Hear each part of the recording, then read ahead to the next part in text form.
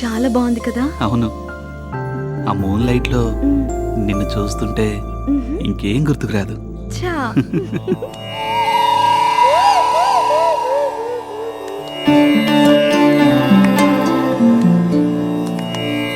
జై కృష్ణానంద స్వామికి జై.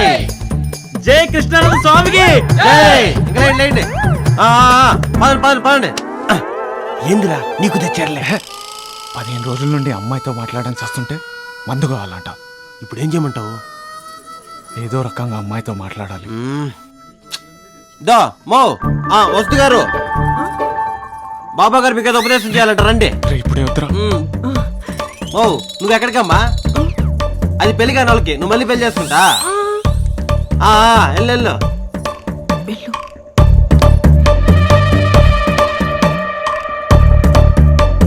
24 hours నైట్ ఉంటే బాగుంటుంది కదా. ఏవే నైట్ భజనలని చెప్పి నువ్వు చేస్తున్న పని ఇదా? అది కదా uncle, we are in love No, పక్కు, పా. అంకుల్.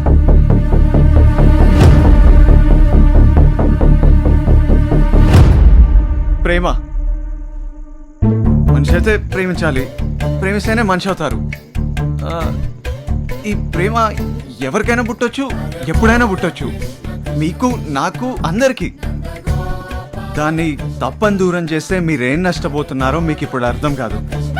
అర్థం చేసుకోండి ప్లీజ్.